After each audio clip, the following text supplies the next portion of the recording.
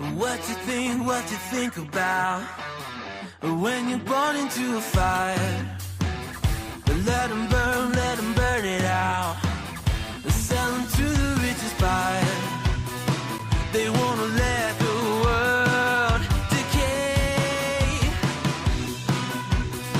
They tell us lies and fade away, fade away. We feel betrayed.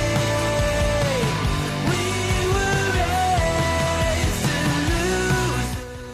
What's up, Internet? I'm Aries Van Dam, your salt and pepper savant, your Gen X genius, the shaman of logic, right there. And this is my co-host, Ozzy. Give me a sec. Tell him hi, Ozzy. Look how cute. So adorable. Back to me. Back to me. So, how y'all doing? Happy Monday. Hope y'all had a good weekend. Today, let me beg for subs first. I've got to get 1,000 subs, so I've got to beg for that real quick. Just bear with me. That little fella is very expensive food, and I need to get monetized because I don't want to leave my house. I don't want to get a job. So help me get monetized so I don't have to go work again. And I do want to talk to y'all. Let me turn this down a little bit more. So recently I've been challenging a few other YouTube creators and trying to get them to debate me. I've reached out to First Amender and to a show called Matt Van Show. And they're not really looking to debate, I think. So I'm going to probably start making the second videos that I do. You know how I'll do 2 videos and then cut them up? Well, the second videos usually is going to start being me just, I guess, debating on what they run from me because they don't want to debate. So I'm going to start doing that with the second videos in these so I can still get the name on the first one, you know? But like today, we're going to look at an Asmongold video for the second one. That dude crashed out, and I need to show it to you because he's targeting Dan Bilzerian, and I like Dan, so I need to show y'all just how insane this guy has gotten. But first, let's do the what you all came here to see. Dave Smith versus John Doyle. This was a good debate. I just watched the first like 30 minutes of it, and it was pretty good. So let's get into it. Let me put it on the screen.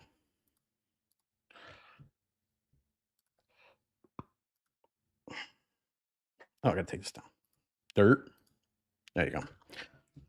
Let's get into it. Regarding, Thomas Massey. It's just a lie. It's just not true at all. Regarding whether you Massey make stuff up. Like, ultimately, you cannot exist as a Democrat and express meaningful opposition to the sort of cores of the ideology. I mean, that's no different than saying I'm 6'8" and I play for the Los Angeles Lakers. It's absurdity. You don't think that's a bit of a straw man of what the Democratic Party writ large stands for? Gay race communism? No, I don't. Not at all, actually.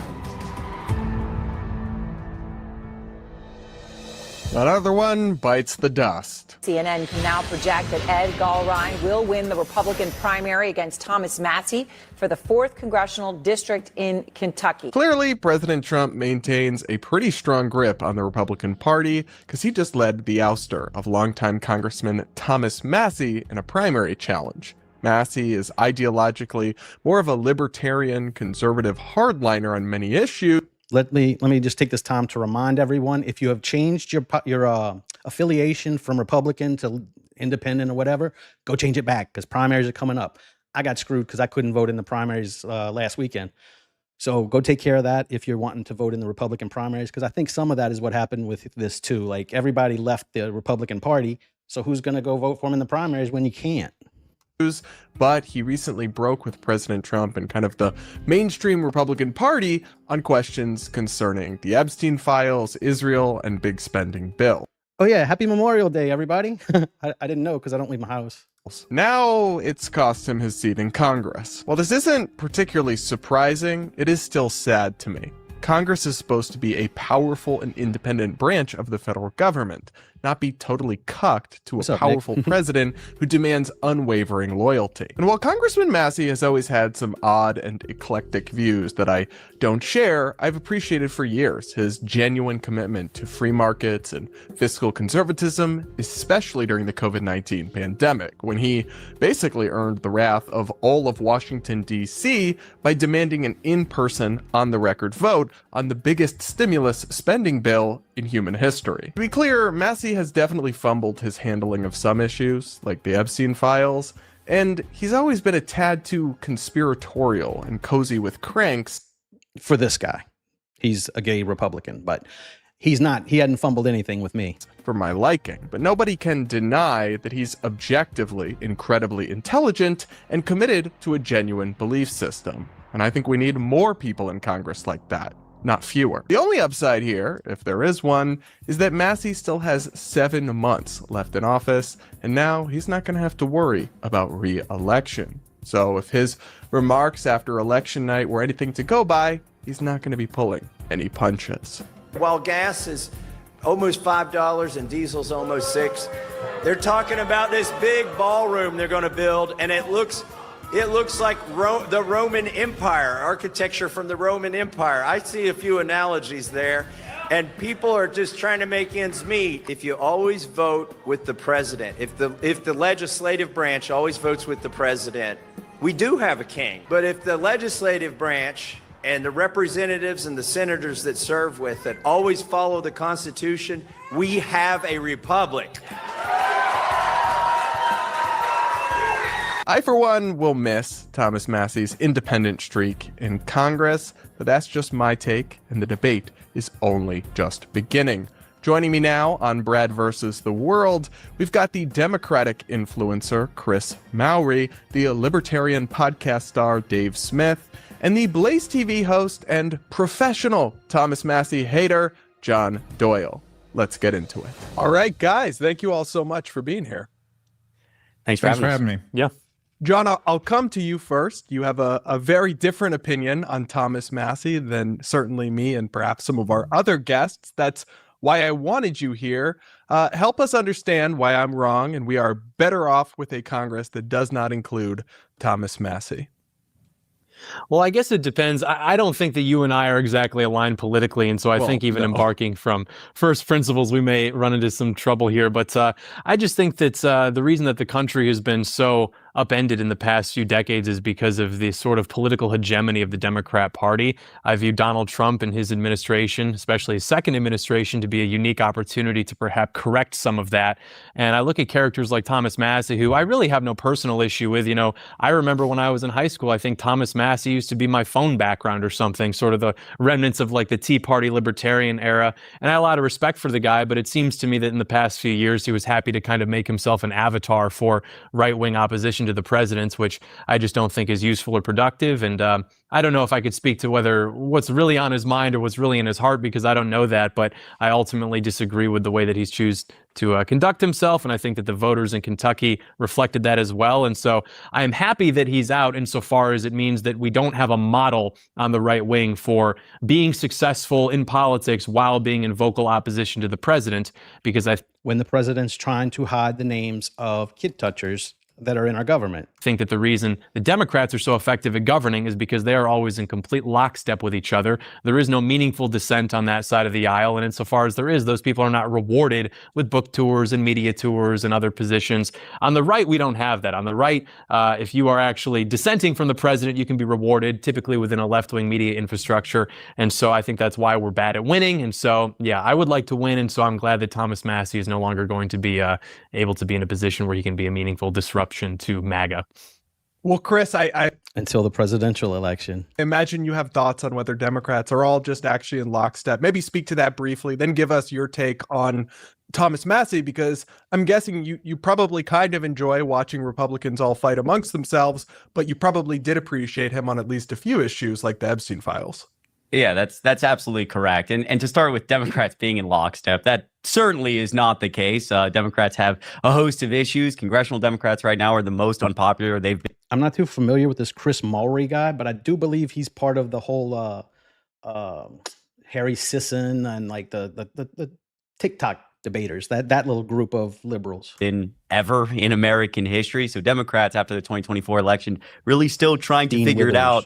And I heard John say that you're rewarded if you go against the president of the United States and the Republican Party. But on the left, we're all just in lockstep. I mean, that's no different than saying I'm 6'8" and I play for the Los Angeles Lakers. It's absurdity. And that relates to the realities of last night, which is that, we very clearly see that this party is a party of loyalty to the president of the United States. That's it.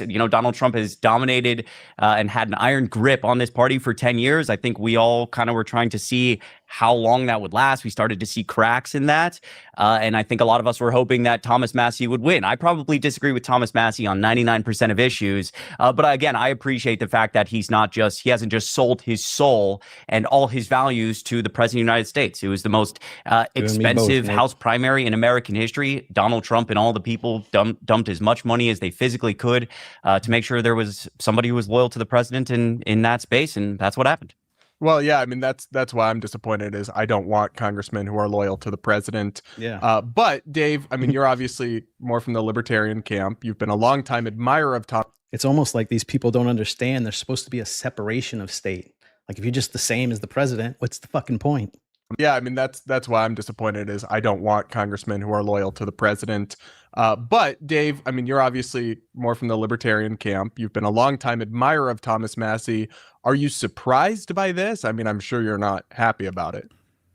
Oh, sure. Well, I mean, I'm Thomas Massie. I probably align with him politically more than any other member of the House of Representatives. So I'm certainly not happy to see him defeated. I don't know that I'm surprised. I'm glad that it was mentioned there right at the end. It felt like we were going to get through a lot of this just talking about whether it was like Trump has an iron grip on the Republican Party. I've seen everyone from Jake Tapper to Ben Shapiro and trying to spin that as like Donald Trump's just so much more popular with the Republicans. But the bottom line is that they had to put more money into this congressional race than has ever been put into a congressional primary in the history of the United States of America to unseat the guy. So it's not, they very clearly knew that just Donald Trump endorsing his opponent and calling him the worst congressman in history wasn't going to be enough. And so you had a massive effort to unseat the guy for essentially the crime of pushing for the Epstein files being released and opposing the war in Iran. These were two explicit promises that the Trump administration ran on: no new wars and disclosing the Epstein files. So both very Israeli issues too, right? I certainly think there's no justice in it from that perspective. But, I got to say, I think from my perspective, there's a real silver lining to this, which is that I think they've essentially made Thomas Massie a political martyr. And the way that the support for him breaks up between generational divides is really something. I mean, Thomas Massie is one of, if not the most popular political figures in America amongst young people. And it was only because of amongst people with an IQ over 25 or so, the Israel lobby money and the Fox News apparatus, which is the media that boomers still can consume, that they convinced enough boomers in his district that he was like a Democrat now or had completely changed his principles, which is ridiculous and not true. And just one comment on I hear this as a talking point on from Republicans a lot, that there's like no division amongst the Democrats and that they just are all in lockstep. And I just really think this couldn't be further from the truth. I mean, in both 2016 and 2020, the Democratic establishment essentially had to put down a mutiny from Bernie Sanders, which had all the energy and all the young people, and they had to cheat. They had to lie and cheat to get rid of him, to even get their nominees across the finish line. There's a reason why there was absolutely no last presidential election, they didn't even do primaries. Democratic process on the Democratic side in 2024, because there's a huge gap between where the Democratic establishment and where the Democratic voters are. Genocide Joe was the popular nickname for Joe Biden amongst left-wingers in this country. And I think there's a huge gap on the Republican side as well. It's kind of consuming the country at this point, that there's this huge like chasm between where the establishments of both political parties are and where the grassroots support from from the people. Yeah, John, are. I want to give you... Thomas Massey's much more with the grassroots. The midterm elections are getting closer, and all this chaos isn't going to help Republicans these days in politics. Scroll through and mechanics of it, like there are, of course, disputes between who should actually govern the party or lead the party, between maybe a more grassroots Sanders type or maybe a more traditional Clinton type. But ultimately, you cannot exist as a Democrat and express meaningful opposition to the sort of cores of the ideology, which is, and you're nodding your head at this. I challenge you, post on social media something in opposition to gay race communism, mass migration.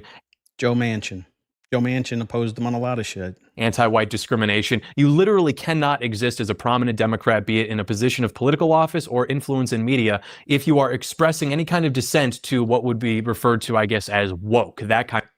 Oh, let's do this. Jews are hated because everyone hates how successful they are. Dave Smithstein. Is that what you think? Yeah, well, it's easy to hate them when we have to pay them an allowance every year. It's really easy to hate them. No one hated the Jews, and I still don't hate the Jews. I hate Israel. But no one even had issues with them until all of this, until we had to go fight another war for them. So that's what causes anti-Semitism, having to be their henchmen. That's what causes it. Kind of stuff. What you can say the more race emphasis. Communism? It's exactly what it sounds like. It is race communism fruited with the kind of LGBT stuff. It is a form of Marxism with places emphasis on race, and then of course you've got the LGBT stuff ornamenting that as well. You don't think that's a bit of a straw man of what the Democratic Party writ large stands for? Gay race communism? No, I don't. Not at all, actually. All right, Chris, your thoughts on that? Yeah, honestly, I'm just a little bit. I mean, I'm obviously over here laughing. I think that's pretty ridiculous. I just like, what does that even mean? Gay race, communism, anti-whiteness, these things that don't exist and are just well, on they do. far, And it's like far the same thing you planes. said with the absurd thing about playing for the Lakers. All you can do is be like, I'm laughing. That's so crazy. Tell me why it's crazy. Tell me how the institutions that are governing the country do not express those.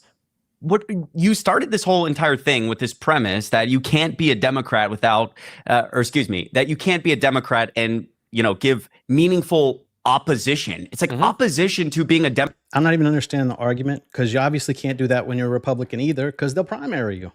Democrat is not, I think white people are oppressed and I hate the LGBTQ plus community. Those are far different than anything relating to the Democratic Party. Those are issues of, I don't know, basic human decency. And so I think that you framing. Yeah, I agree with that. Now you're making sense. This as if there's only these few lanes you can go to be a Democrat and be within this establishment. It's just dishonest. And as Brad said, I think it's straw manning. There's Democrats. I consider myself in between this very progressive wing. I consider myself a progressive, and this more moderate wing. I often kind of sit in between the two, and I'm just watching. But those two. Hold up. I wish the Democrats were communists. At least then someone would care about the working class. You think communists care about the working class?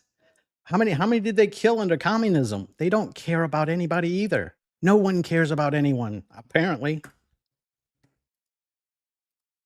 Hold beliefs that are wildly different from each other, and yet try at least to come together and fight against Donald Trump and what we're seeing. I don't want us to get too derailed here, guys. I'll say I think obviously there's whatever you want to call it, woke, whatever word, there's a social justice ideology. There is a rising socialist camp in the Democratic Party.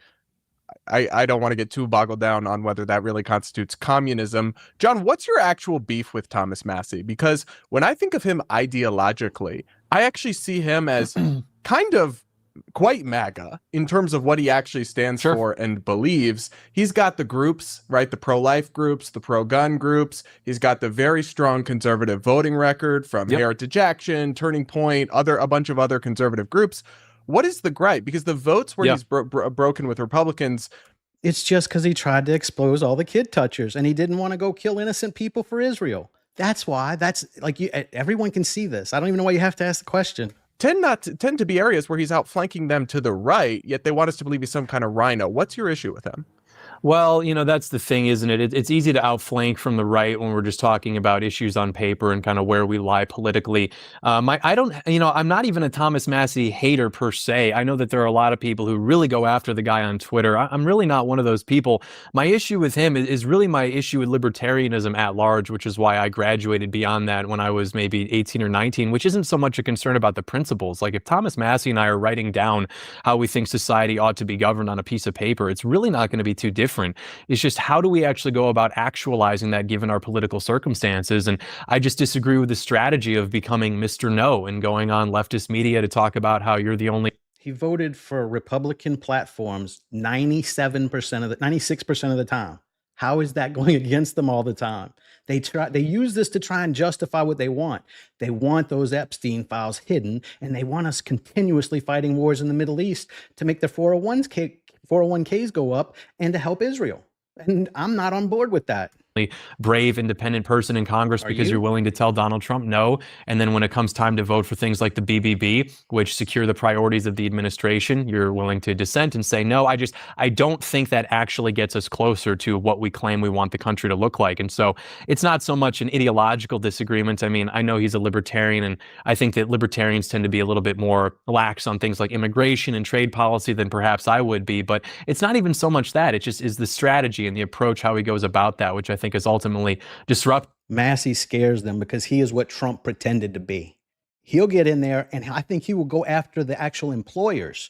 And that's what scares the shit out of them, because if they did that, immigration would end today, because we have laws on the books to stop them from hiring illegal immigrants, but we just let them break the law because, they donate to the Trumps and they donate to the Bidens. So we just don't enforce that law.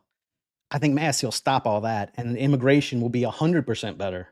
To any chance of us winning, and I think it's certainly beneficial to the left, which is why you have the same class of people who celebrated when Charlie Kirk was assassinated going and waxing poetic about Thomas Massie's integrity. It's completely disingenuous. They recognize about Thomas Massie what so many on the right don't, which is that he is useful not because he furthers the cause of like right-wing politics, but because he disrupts them. Well, so when those causes are hiding the names of kid touchers, yes, he disrupts those. That's what I want. I want someone who disrupts the bullshit. These same people, though, wanted his head on a pike after COVID when he stood up against lockdowns, when he forced votes on COVID spending. So I understand he's gotten some praise from the kind of liberal media institutions or some Democratic friends over the Epstein things or Ron or a few things. But I don't know, Dave. This seems to me like Thomas Massie hasn't changed. The environment around him has. Yeah. Brad, I used to be a partisan who would just blindly support the president of my party, but then I graduated from that when I was like 7 years old. And so then I went in a different direction. Thomas Massie, I like that the one thing you pointed out that he outflanks them to the right, and the one thing you could point to is he didn't sign on to a giant spending bill that passed anyway. No, what happened here is that Thomas Massie opposed an idiotic, catastrophic war of aggression and a war of choice. And Thomas Massie. How can you not be a Republican if you don't want to spend a lot of money? I thought conserving meant you conserved money too. Opposed covering up the Epstein scandal, which really humiliated the administration that had run on that and then done a 180 and then just pathetically tried to bury the thing and claimed it was a Democratic hoax or it didn't exist. Even just a few months before he finally got them to pass the bill, the official position from the Justice Department was that these files don't exist. They're all gone. They came out and openly said that. Then we got 3.5 million of them, and they're just openly, illegally holding back another 3 million of them. That's what got the lobby on his back. And I'm glad you brought up him being opposed to the insane COVID spending that gave us so much of the inflation that got blamed on Joe Biden, but was really actually partially at least responsibility of Donald Trump for passing those dumb spending bills. Thomas Massie was absolutely right and heroic on that, while President Donald Trump made Fauci the national face of the pandemic response and championed lockdowns and mocked the areas that weren't locking down. So I don't know. I mean, I don't know. You can just say you graduated from libertarianism and now we're talking about what really, what needs to be implemented to help our society. Well, which one is it? Wars of aggression, burying the Epstein? Let's grow up like John Doyle and just support people who do shit we don't like. That's the argument here. You're a child if you don't just support the things I like. What a fucking pussy. Scandal or the COVID lockdowns and the COVID spending. Which one of these things were so wonderful for our society? John? I'm not seeing it.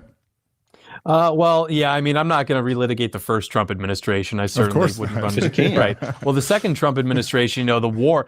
I mean, the libertarian types are the same people who will tell you that Congress hasn't declared war since 1942, which is completely true. But then they will act as though, Thomas Massie really posed some kind of threat to whether or not the war in Iran was going to happen or not, when obviously, this is something that the administration could carry out without congressional authorization. So I don't understand how that would really put a target on his back necessarily. I just don't understand what you're saying there. Libertarians correctly point out that all of these wars are illegal and undeclared, but they also claim Thomas Massie was a threat. It's an incoherent, to the war. Yeah. Like if Obviously, he required he's not congressional a threat to the war.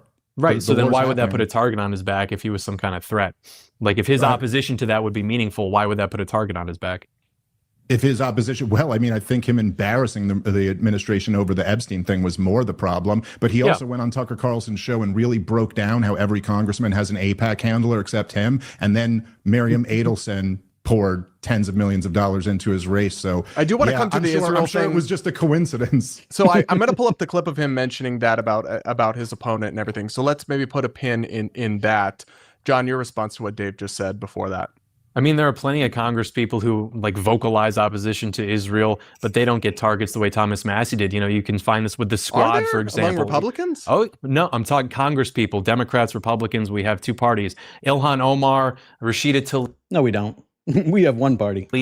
Alexandria Ocasio-Cortez, she tweets about AIPAC, and she doesn't really suffer the same consequences politically that Thomas Massie does. So clearly, it's not just an opposition to Israel and America's relationship with Israel. I believe that the problem Thomas Massie faced is that he made a lot of political missteps pertaining to his vocalization of being in opposition to an extremely popular president within Republican voters, and that's why he suffered. So you can make that about Israel or about Miriam Adelson or whatever, but ultimately, when people in Kentucky went to vote him out in his primary campaign, it wasn't because they were running advertisements where he says things that are critical of Israel. Republican voters like Israel, but they don't rank it even within their top 10 issues. So that's why the billionaires had to go spend all that money. They had to spend millions of dollars, but it's not because he was vocally against them. It wasn't because of that. Yeah, but that's not the question. The question is, why was Miriam Adelson pumping I'm sure Israel cares a lot about Kentucky politics. All that money in? Yes, I agree with you. They weren't running ad campaigns that just told you what he said. They pretended he was some type of Democrat, even though we've already established at every point he's outflanking you guys to the right. But whatever. The point is that, yes, that clearly there was a concerted effort. They spent more money than any other race in congressional history. So obviously that was for a reason. And for you to just point out, say hey, Miriam Adelson hasn't put as much money into, say, getting rid of Ilhan Omar, that doesn't prove anything. Obviously, Thomas Massie was much more of a threat to the Trump administration because of what me and Brad were just saying. He's outflanking them to the right. He's running as a true America First Republican. And they saw that as much more of a threat. And that's why the money came down on him. And they're right. He is much more of a threat. If he runs for president in the Republican primary, he's got a great shot of winning. Well, we can come back to that. I want to play you guys a clip of both Vice President J.D. Vance and President Donald Trump describing their perception of Thomas Massie. Listen to this. I think the problem with Thomas, and I've told him this in private, and now I guess I'll say it in public, is it's one thing to disagree with the party on a particular issue. It's one thing to to have your independent stand on a number of questions, but that's one thing. Being independent, having your own opinions is one thing. Voting against the party on every single issue, you're eventually going to make. He voted against the party on 4% of the items that they voted on. 96% of the time he voted with the Republicans. This is a lie. This is programming. This is how they corrupt you. Don't listen to the man. He is a liar just like his daddy Trump. Make too many enemies. Thomas Massie's a terrible congressman. He's been a terrible congressman from day one. You heard it straight from a terrible president. Dealing with him is just horrible. I don't think he's a Republican. I think he's actually a Democrat. He's not a libertarian. Weren't you a Democrat for a long time? And sometimes they say he's really a Democrat. He votes against us all. Technically, I think you're still a Democrat. You're still a feminist. You're still a Zionist. You're still a globalist. What the fuck? You got a little bit more conservative with the money so you could spend it all on wars with Iran? How are you not a Democrat? All the time. He voted against the border wall. He voted against men playing in women's sports. He voted against when it was pork in another fucking thing. Gender for everybody, Another the mutilization of your children. He voted against, again, open borders. So, guys, I understand that Thomas Massie's been a thorn in the side of President Trump and the administration at times. None of that was true. But, and they'd want to get rid of him. It's partisan politics, what have you. But I wish they didn't have to lie about him. The idea that he is voting against the Republican Party on every single issue is objectively not true. Even the statistics that critics of Massie have cited show him still voting nearly 80% of the time with 96. The party this partial term. And when you look at previous terms, it's over 90%. And then to say he supports transgender for everybody or opposes border security just because he voted against the one big beautiful bill. Well, the reason he voted against that was because it raised the debt ceiling by $4 trillion and added trillions of dollars to the debt. That doesn't mean he de facto opposes every single. That doesn't sound very conservative. Provision in it.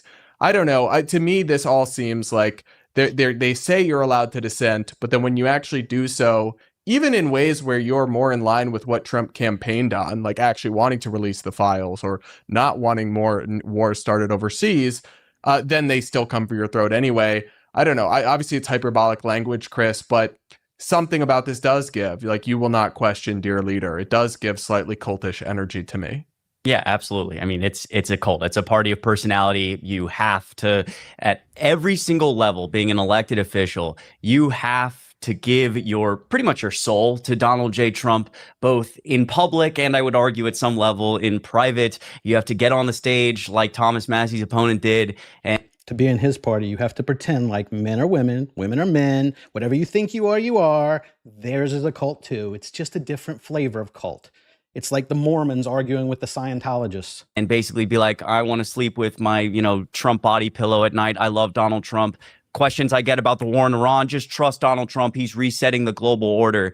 And I mean, this is what we've seen in the Republican Party for 10 years. It's just the reality. I wish more Americans, again, it doesn't matter if you're a Democrat or Republican, up, down, left, right, would just understand that this is just this type of loyalty in politics is so toxic. The idea that if you speak out at all against Donald J. Trump, you're just going to be ostracized. You're going to be called the enemy. You're going to be called a Democrat, similar to now what we see with like Marjorie Taylor Greene, who I really strongly dislike Marjorie Taylor Greene. But the idea that all of a sudden she goes against the president and now she's like a Democrat. I'm just watching all this from the background being like, it's like, right, because that's propaganda. That's not real. She's never been a Democrat. She's not going to be a Democrat. That's just the shit that Trump says whenever he gets stuck and he needs to lie about his former friends. We told you so. The president, this whole thing's a cult. Can't go against him. John, do you agree with them like trying to pin just because he voted against the big beautiful bill, which was very big but not so beautiful and was thousands of pages and dumped on them like hours before a vote? Yeah, he voted against that. That doesn't mean he de facto opposes every item in it or supports the things that would have been restricted by it. That seems like a pretty bad faith. I mean, that is how political attacks work, but right. But I just think that's a naive understanding of how our processes are actually conducted. I mean, it's like the same thing with talking about pivot. What the fuck? No, that is what happened. Why is that naive? What's naive about it? That's exactly what happened. His voting record, like when, Trump and Vance want to say, oh, he's voting with Democrats all the time. They don't literally mean he's voting with them all of the time, but on issues where maybe it matters a bit more, he's voting with them. Or even I think he had it means he's voting with them 4% of the time. So it's a blatant lie. Highest likelihood of voting with Democrats of any Republican congressman, even if he's still voting with Republicans like 85% of the time or something, he's still defecting at a higher rate. And then two, I'm of the opinion that all of our issues politically are downstream from mass migration. I think that there's been no tool greater to embolden and solidify the Democrat Party than mass migration. I think that insofar as we don't reverse that, anything else we're doing is ultimately futile. And so when I see we have on the table for us the largest increase in border security funding literally ever, to me, like, that's when it's time to kind of like put up or shut up, because if we don't get that under control, then the debt's not going to matter anyway. The deficit's not going to matter anyway, because Democrats will just have permanent political control and they're going to destroy the economy anyway. So I am willing to make that sacrifice, which I agree. I don't think it's pretty, but I'm willing to, actually spend more money if it means part of what we get out of that is the ability to actually preserve the sovereignty of the country so that we do have a window we can work with. Because if we don't have that window, then nothing we're doing is going to matter anyway, because they're just going to win every election. They're going to have the electoral winter. Have you said that Thomas Massie is an open borders globalist? Effectively, yeah. Okay. Well, Dave, I'll let you kind of respond to that. I don't know if voting against the one big beautiful bill, which happens to include a lot of immigration funding among a gazillion other things, de facto means you're an open borders globalist. Maybe. Yeah, it's just another lie from the propaganda he's been taking in. Not de jure, but de facto is key there. In effect, that is what it makes you. You're allied with all the people who are the same.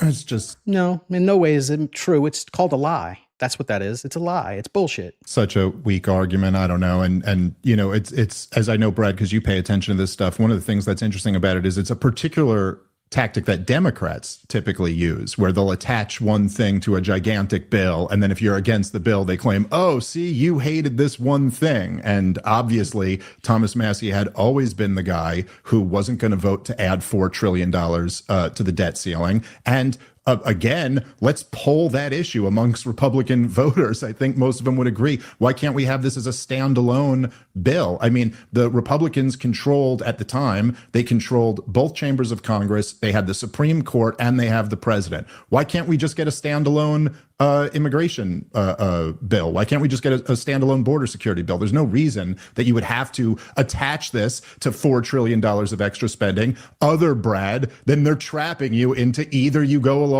with this or we'll smear you as somebody who's weak on the border. And so anyway, it just doesn't follow. The bottom line here is that they're both just lying about Thomas Massie because he's not going along with the team. But again, even when J.D. Vance gets into like, he votes against us all the time, which is a lie, or when Trump says he's for everyone transing the kids, which is a lie. I mean, the reason they have to say these things is because they sure don't want to actually get into the principle of it and actually tell you what the issues were that he broke with the Republicans and for the Democrats. And I think the bottom line is this. Look, Brett, Donald Trump came to the Libertarian Party. He spoke there and asked for our vote. He tried to be the nominee of the Libertarian Party, actually. They didn't know that that's not how the process works, and it's impossible for him to get it, but that's what he was after. They asked for libertarians to support them, then with promises, including no new wars and releasing the Epstein files. And now not only are they going to completely bail on those promises, but they're going to pour tens of millions of dollars in to unseat the one libertarian member of Congress who was standing up for those things. So if J.D. Vance wants to say, hey, this is just politics, got to vote with the team if you want the team to not spend $32 million to unseat you, well, okay, let's play politics.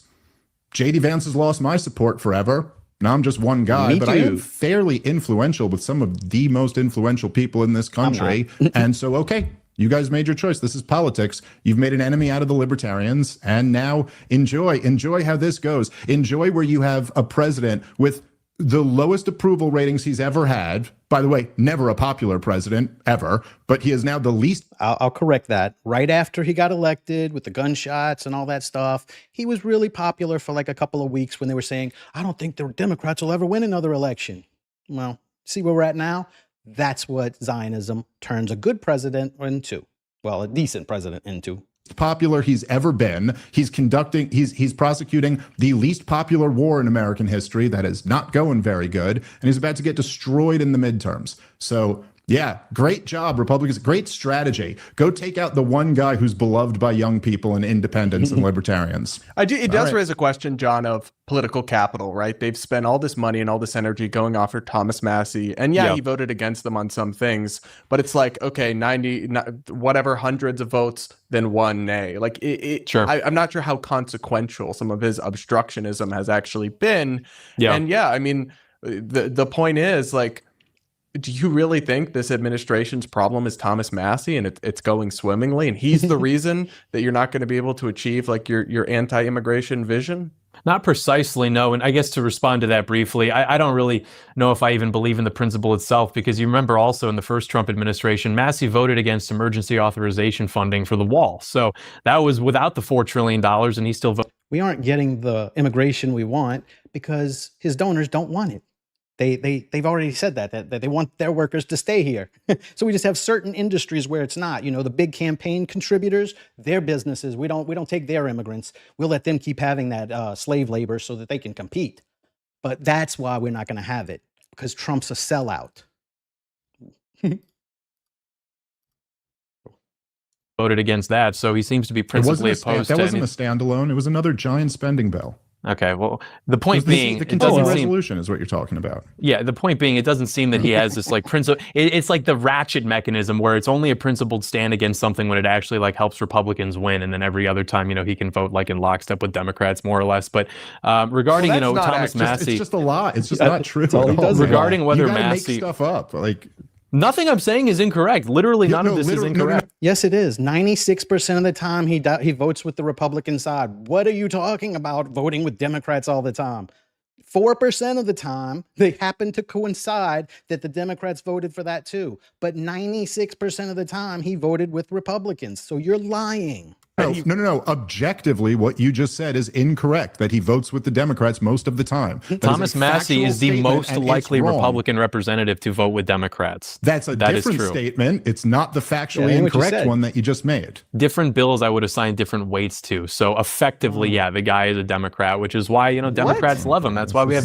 Effectively, because of my mental illness, he's a Democrat. Democrat influencers praising his integrity. Heritage Action, Turning Point, the pro-life groups, the NRA, all give this guy excellent above average. They're all Democratic groups, Brad. Tucker Carlson's a Democratic. He's a Democratic show host, and Candace. Yeah, those are like the fun wedge bumper sticker issues. Those are not the issues that actually decide power. Issues like immigration are far more important for actually deciding who holds power in this country. So insofar as Thomas Massey's weak on that, yeah, at the end of the day, like the guy's basically a Democrat. We can all get up on stage and talk about the right to life or the right to own guns. That's the fun stuff that we argue about at Thanksgiving. What actually decides the composition and political function of the country is the border, is sovereignty, and Massey's weak on that issue. Pro-life doesn't matter because of that one bill he wouldn't vote for the pork on, right? The pork in one bill, which was $1 trillion spending bill, he said, no, we're not spending that much. That makes him weak on the border because of that one time that they tried to sneak a bunch of extra spending into a bill, and he said no. Now it's only immigration. I thought, and you say I make the straw man's. Every other issue is downstream of immigration. People who are coming into this country from the third world have far more liberal attitudes about literally every policy, including even things like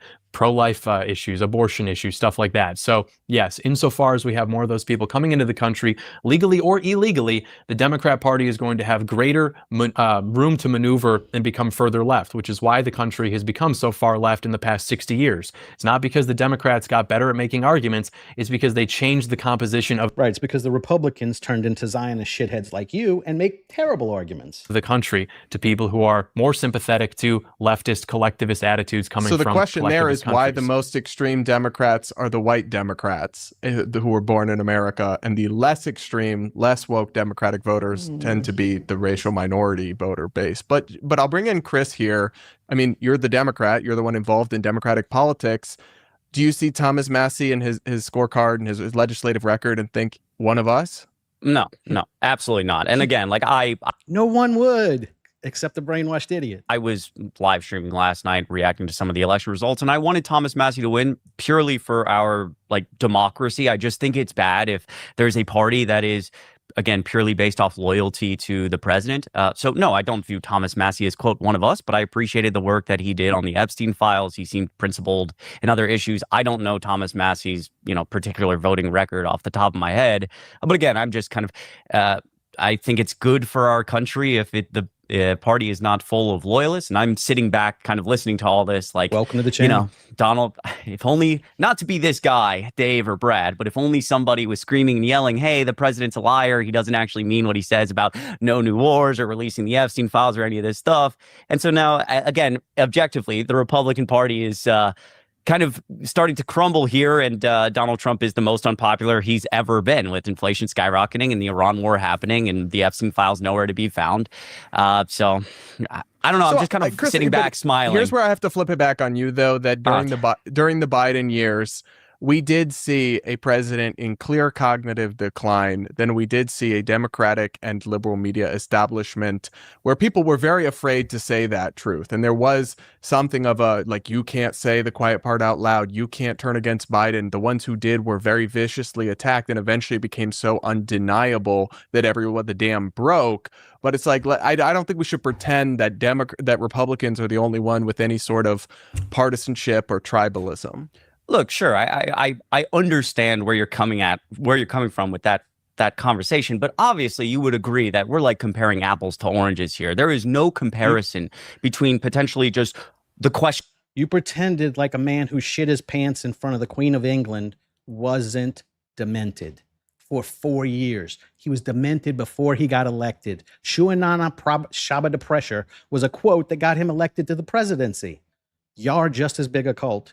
Just we're not mad at you as much as them right now. Of where does loyalty have a role in politics, which I think is something that people have debated for decades, and the loyalty of the current Republican Party, which is way past that conversation, is way past any type of, hey, do we need to get behind Joe Biden because this is our best shot at, helping the country survive, and all these other questions that I think are at least based in good faith, as opposed to... I don't know. You're kind of downplaying a massive cover-up. Okay. No, certainly not. No. A team against him. I mean, come on, dude. Agents within our government worked with another government to use children to blackmail elites. You don't think that that's a pretty big thing to cover up? Listen, no.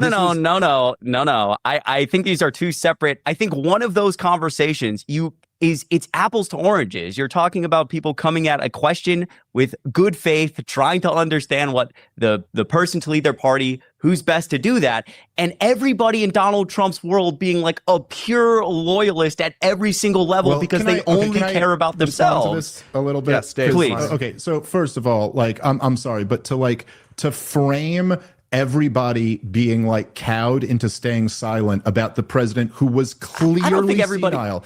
Let Dave flesh out his point. Clearly senile, and it's not till after that debate that they all admit it. It was literally a cartoonish, like Emperor's New Clothes scenario, and to say that was just like a good faith like debate over who's best to lead the country, I think is not exactly fair. But I will point this out: like, if you're gonna say that, like, oh, it's a whole different level of the cult-like following that Donald Trump supporters have with Donald Trump, I mean, I just think the empirical evidence is really going to argue with you on that. I mean, look, Barack Obama, I'm a little bit older than you, so I've lived, like, Barack Obama promised, he campaigned on ending the wars. He campaigned very explicitly on closing Guantanamo Bay, restoring habeas corpus, ending the war in Iraq. He turned around, he did nothing of the sort. He expanded all of them.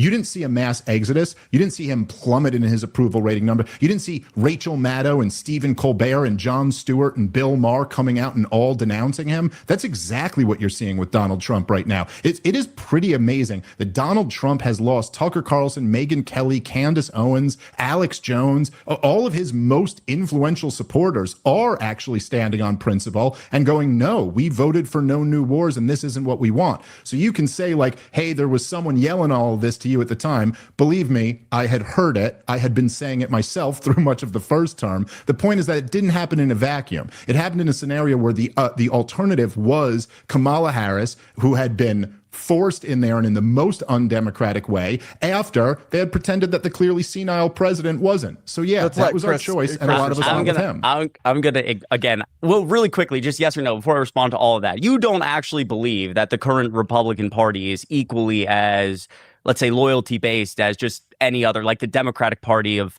the Biden years and so forth. It's all just the same to you in terms of loyalty. You don't see this Democratic or this Republican Party as any more cultish? I think Donald Trump demands more loyalty while giving out none of it. I also think he's receiving less of it from the most influential conservatives in the country than the Democrats did. Yeah, well, it's objectively true. In relation to I have to kind of... This is a weird argument because this is mostly just media. This is like all created because of the media. Like, even the Republicans in the media still support Trump, just like the liberals in the media always supported Biden. There's only one real conservative media, though, and it's all owned by Zionists. So that's the whole key takeaway here. Zionism rots your brain worse than feminism. Flesh out and think about a lot of what you just said. Well, I mean, all the most popular right-winger commentators in the country have turned on Donald Trump.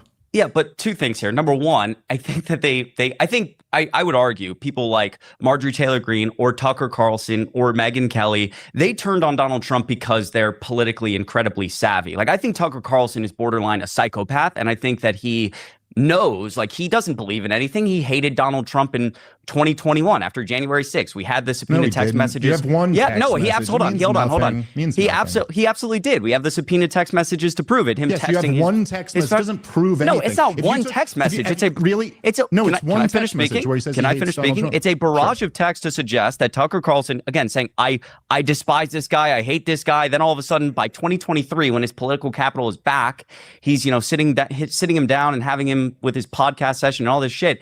I think that Tucker Carlson and Marjorie Taylor Greene or Megyn Kelly or any of these other people saw the writing on the wall. They're incredibly politically savvy. They're, I would argue, in it for themselves. And they know that this whole Trump world, they saw it just before everyone else, is collapsing. And they need to position themselves for the post-GOP world. Hold on. But really quickly, I'm gonna let you respond. All right, guys. Sorry. Just Chris briefly, then Dave, and then I'm gonna bring John back in the conversation. Sorry, I got distracted. I'll finish very quickly to the first point, which is that, yeah, look, I don't think like everybody, all these people just knew that Biden was, quote, senile and then decided to cover it up. Me, frankly, I felt like Biden was fit for the job up until. So we should stop listening to anything you have to say past that point because you're a retard.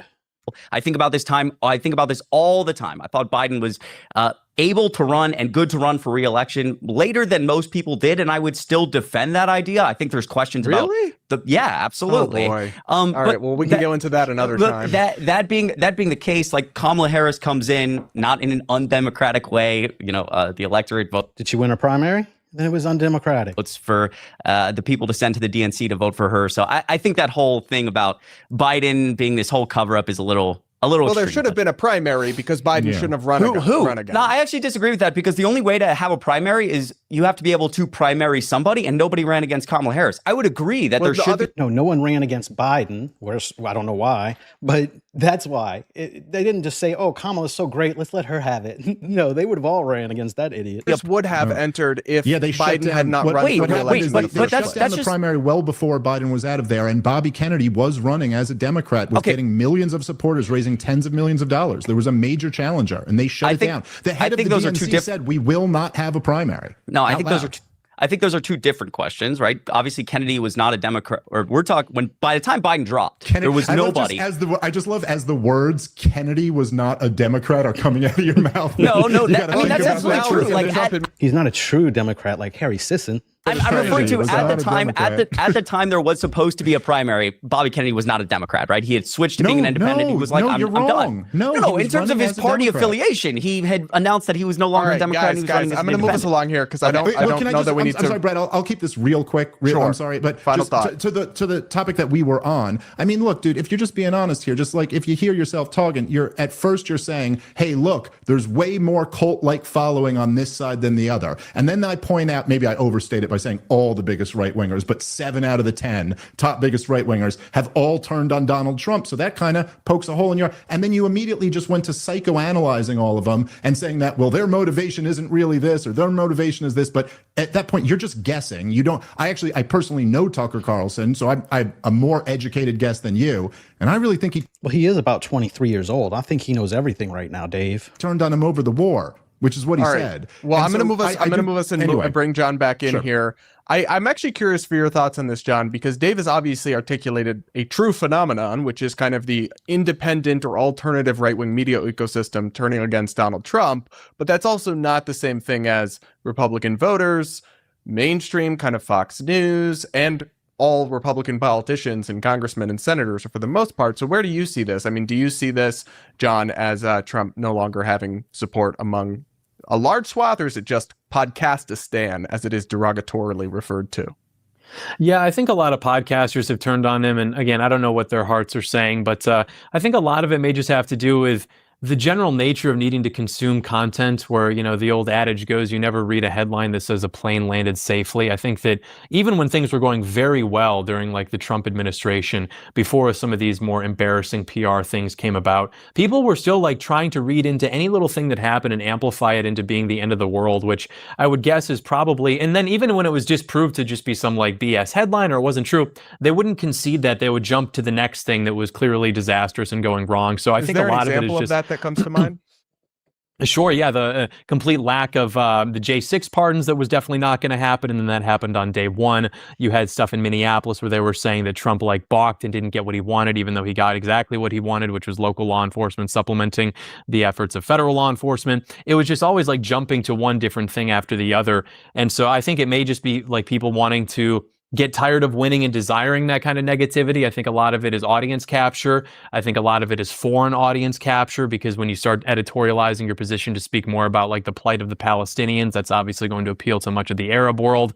But clearly it's losing touch with people who are in Kentucky, losing touch with people who are in middle America. Now, I don't know how long that's going to last, because obviously, GOP voters are getting older and we'll see a lot of change in the electorate in the next 10 years or so. But if I had to guess, I think that's more or less what is happening. I think the influencers are in the business of chasing influence. And Tucker Carlson, I've had a lot of respect for him throughout his career. This dude is acting like the $30 million that the Israel lobby dumped into a small Kentucky congressional campaign had nothing to do with it.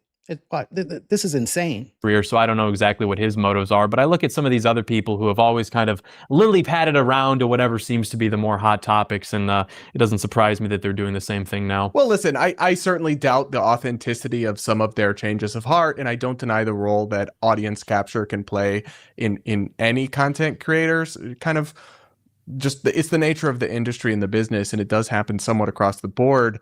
But it is interesting how podcasters like Megyn Kelly are attacked viciously for changing their views about transgender kids over the course of 10 years. But then Donald Trump can campaign on releasing the Epstein files and starting no new wars, get into office, and then immediately fight against releasing the Epstein files and start a new war.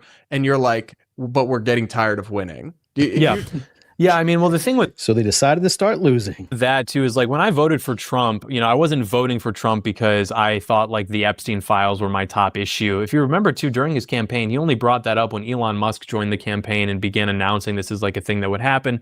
Then Trump talked about it briefly. This was a very online issue that, Dave mentioned, was something that, more libertarian types were obviously interested in. People who have known about Jeffrey Epstein since at least 2015 were reading about it back in the days of, the Roger Stone book. And then, of course, it becomes a household name in 2019 and so on. Now everybody knows about it, but that was not my top issue. And so immigration was, right? Yes, yeah, absolutely. And do you think that's gone well under the Trump administration? Because he's massively underwater on his handling on immigration in the among the general public. Yeah, I think it's gone about as well as it could. I mean, I understand the things. Why do you think he's not showing us those numbers then?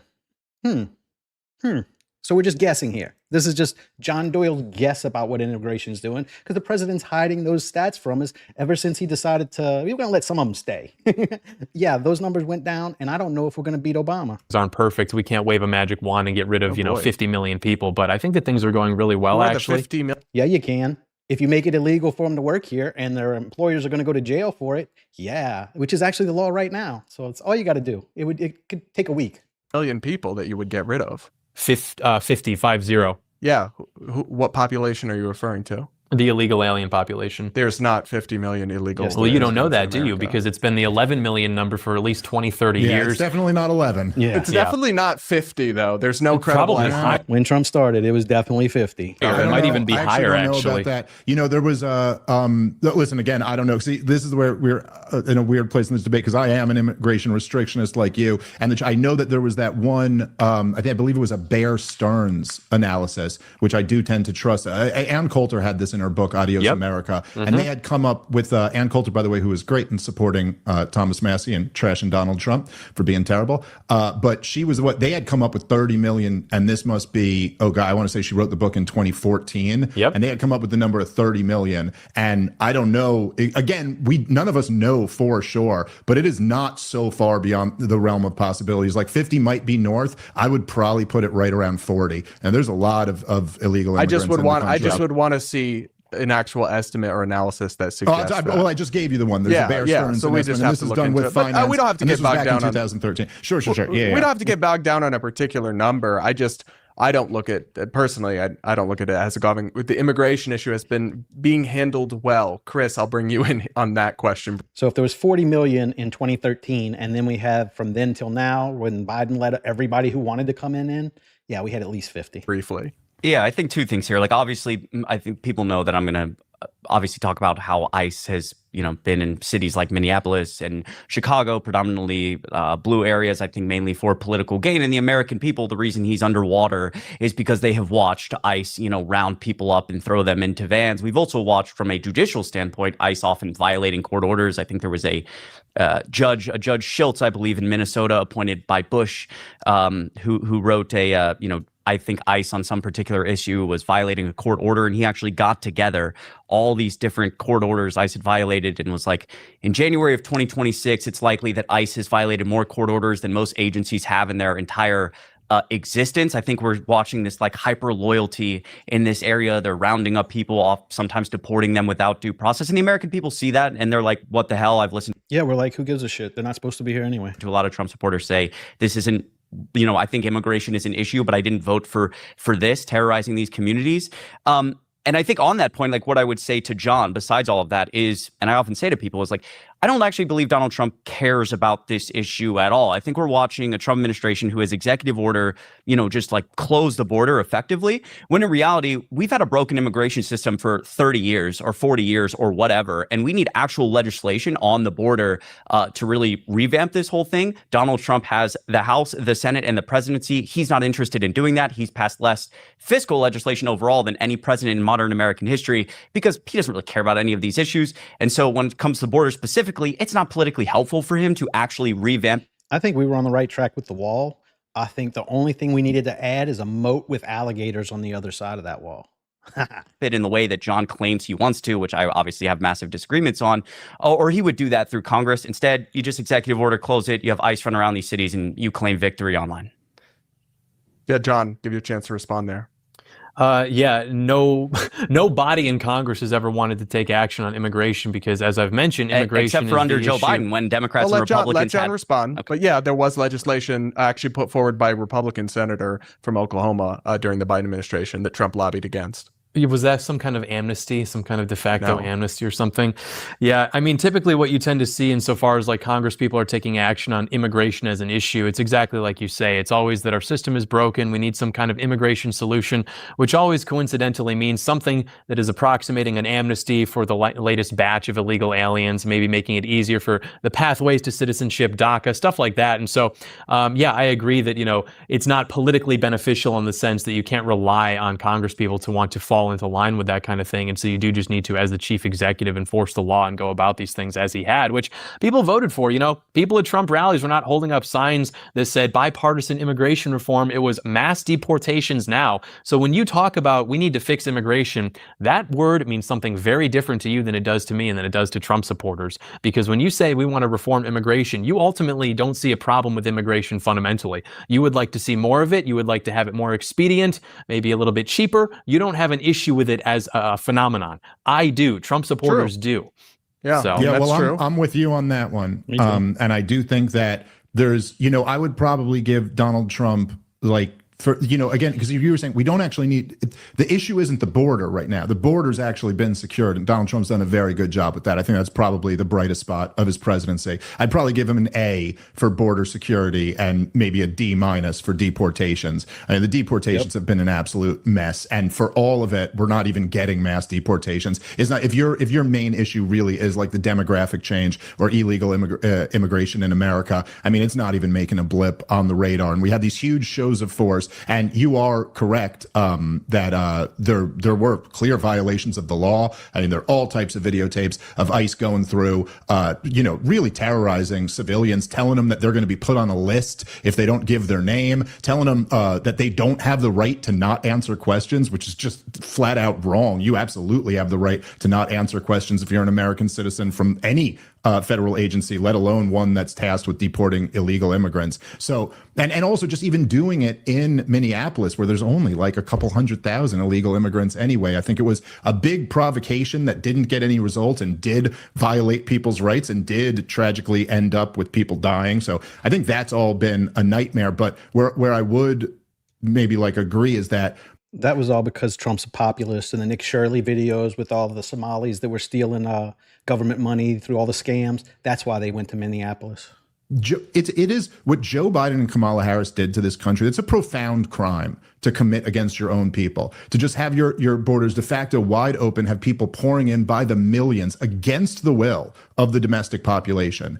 And so certainly there is some backlash about the way Donald Trump has handled deportations, but the American people have moved far to the right on immigration after the Biden years. And I don't think that's over. I mean, when Donald Trump hang on for a second. So I see Chris grimacing. I do want to give you a chance to respond, but you have to acknowledge the Biden-Harris administration did allow millions of people to enter the country. I would actually fundamentally disagree with that. I don't see. Well, that's a fact. No, it's not. I heard, and this is why it's not a fact. This is why it's not a fact. Biden's administration was tearing down fences that the state governments were putting up to keep the immigrants out because the federal government wouldn't do shit. So Biden sent bulldozers to knock the fence down. I've seen video of it. This dude's insane if he's saying that. Let me explain.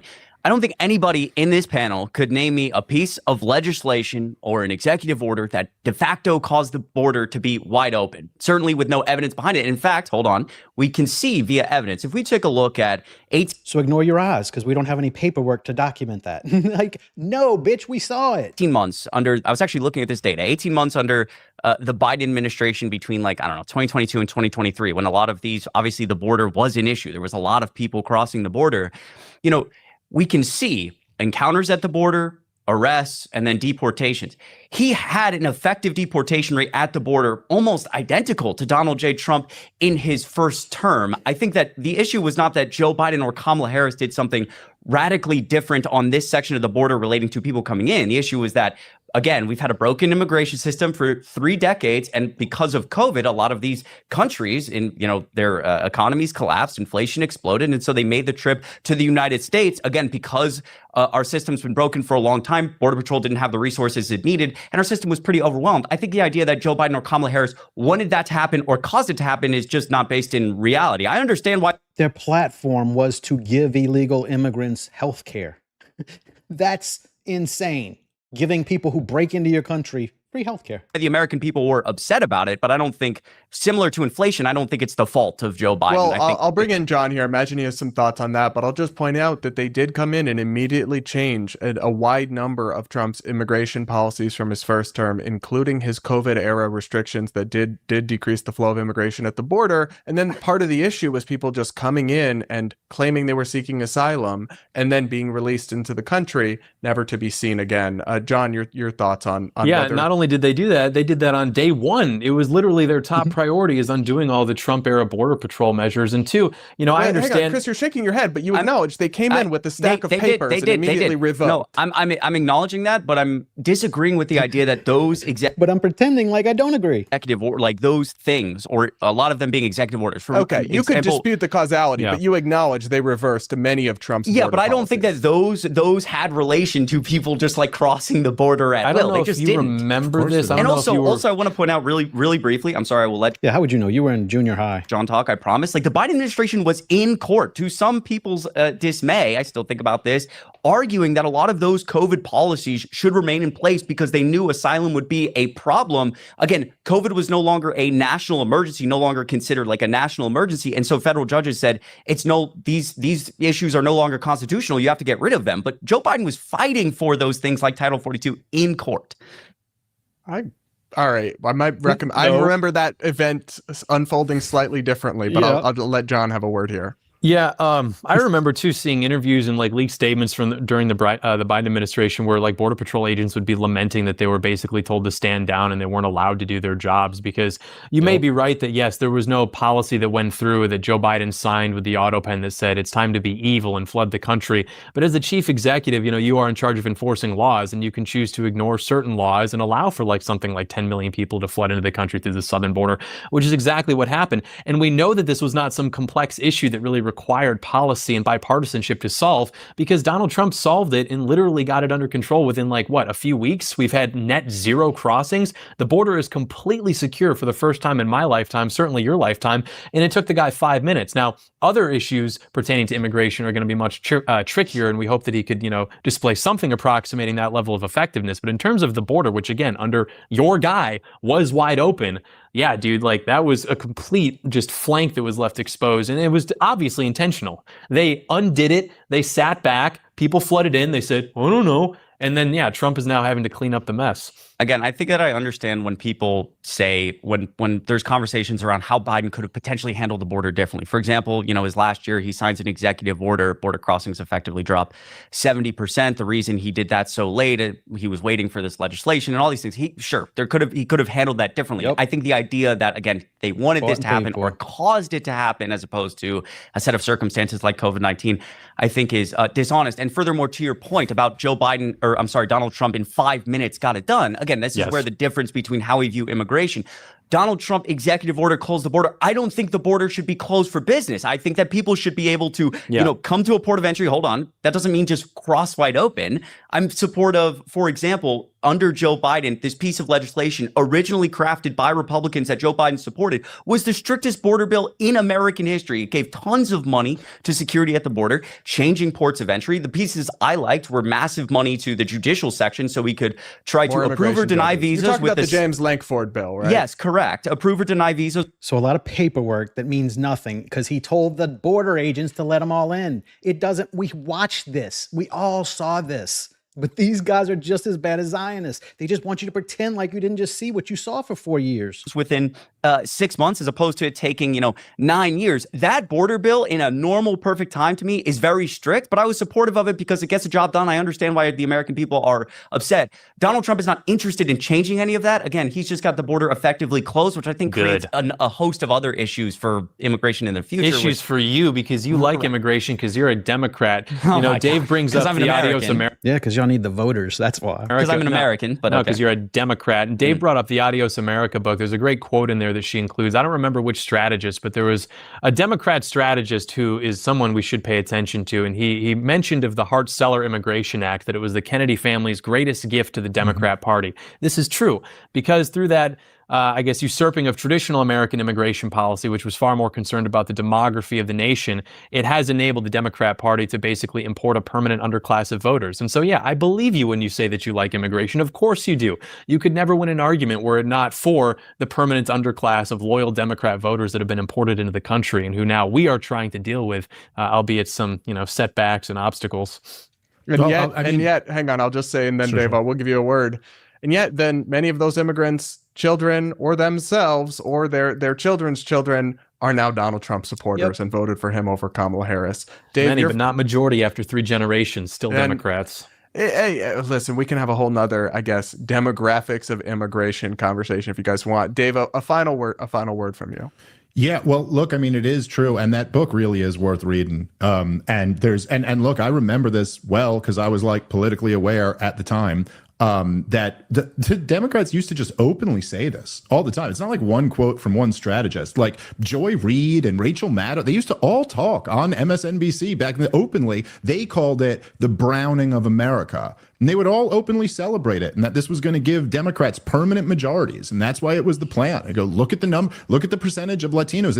Latinos are going to be the biggest minority and then a majority of the country coming up in the future. And they overwhelmingly vote for Democrats. They would openly say this. And then, I'm not saying they got it right or they got it wrong. I'm just saying this was their plan and they would openly say this. And then when there was the right reaction to that, and they called it replacement, they said, oh my God, that's a neo-Nazi slogan. You're not allowed to say that. But it was literally the same thing that they were just talking about a few years earlier. And, the truth is that this really was an issue. And you can quibble about whether open borders is the correct term or not.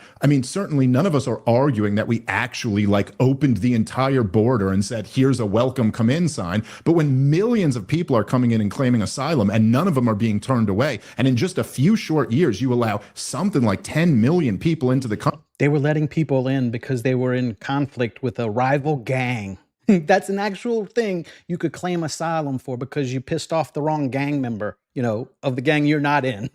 So we're bringing gang members in. That's what bottom line here. Yeah. Country expressly against the will of the domestic population, then yes, we're going to call that some form of de facto open immigration system that is illegal. It is not what the law is, and it's not what the American people want. And as far as this thing where, it's I noticed earlier you were ascribing motivations to Tucker Carlson and Marjorie Taylor Greene that were negative. Now you're ascribing motivations to the Biden administration, which were positive. They couldn't have been doing this intentionally. I don't know, man. If a new president can come in and that quickly get the situation under control, I think the only reasonable thing to deduce is that this was done intentionally, and this could have been gotten under control by the previous administration. At least now, Thomas Massie is out of the way, and so Trump will be able to fix the immigration system because that obstructionist, roadblock, open borders globalist is finally gone. So, guys, I appreciate you all joining me for the Spirit. All right. That was Brad Palumbo. Go check out Brad Palumbo and Brad versus the World. Good channel. Our next video is just going to be a short one. It's just Asmongold misunderstanding everything around him. But it's really funny because he goes after Dan Bilzerian, and I took offense to that. So let's check this out. Nope. We've had a very, very interesting development with Dan Bilzerian.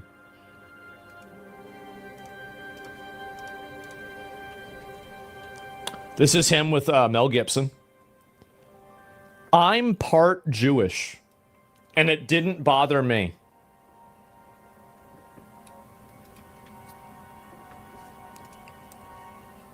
And why are you acting this way? What's the big deal here? 12% Jewish? That means one of his grandparents was half Jewish.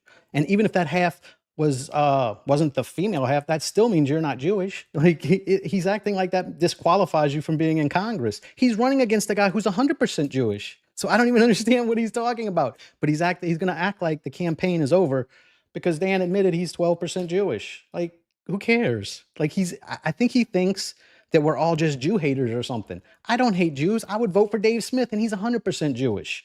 This is about Zionism, not about your religion or your fucking ethnicity. 12% doesn't make you a Jew. Correct. 12. So now he's one of the, no. I revoke his Jew card. No, I think he's got to hold on to it. You can't be Jewish unless your mother is Jewish. You could have a dad who's a goyim and a mom who's Jewish. You're Jewish. That's the way the religion works.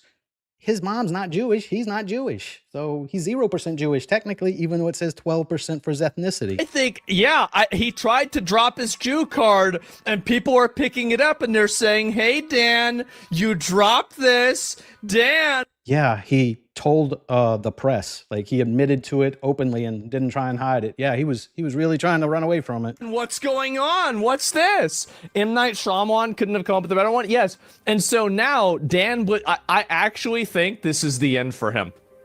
I do. This is the end for his America First campaign. Right, because you can't run if you're 12% Jewish.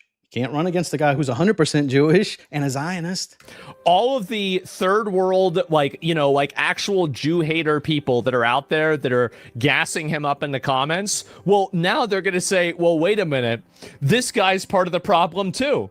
So Mayor of Arcadia, California resigned. You see how he misunderstands the entire issue here? Our issue is not that you're Jewish or a little bit Jewish even. Our problem is that you're a Zionist and you want us to be subservient to Israel. We don't care what nationality or what religion you use. Like that's not what we're talking about. And he thinks that this disqualifies him from running against a guy who's 100% Jewish. I'll look at that later on. I will. And people were worried about this. And meanwhile, we have politicians actually getting charged for foreign. Look, even Mel Gibson likes him. See? He can't be Jewish. Interference. Well, the thing is that people do worry a lot about this. And would the painter let 12% slide? Would the painter have let 12% slide? Yes. Yes. Yes. Categorically, historically, the answer to that is yes. Yes. He would have. Would you guys like to see this proven? Wait, are you saying he wouldn't have let it go? Yes. You're not Jewish. Did Hitler was let people slightly Jewish too? Nazi he had Germany, Jewish heritage. What is this who talking were about? Only 12% Jewish.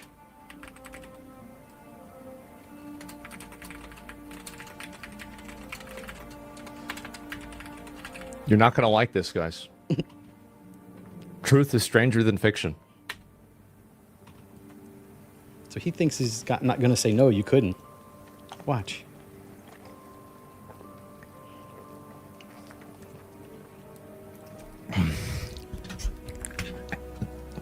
Get ready. Hitler himself was part Jewish? Yes. Yes. Under Nazi Germany's laws, were classified as German-blooded. They had a tier list. See, people don't understand. See, this is the advanced rate. Why would that mean Dan Bilzerian can't run for Congress in America? He could even run in the party I can't say on YouTube, like that party. He could run in that party even. So what are you fucking talking about? Racism that you guys don't understand. But are you more strict than the Nazis? I'll just say it. Fuck it. Like, you haven't been on the internet okay, so this is the Jew tier list, okay? So let's look at this here. Full Jew. This is 100% Jew. 3 or 4 Jewish grandparents. I don't know what this word is. I can't pronounce it. I'm sure if I do, I'll get banned. First degree Jew.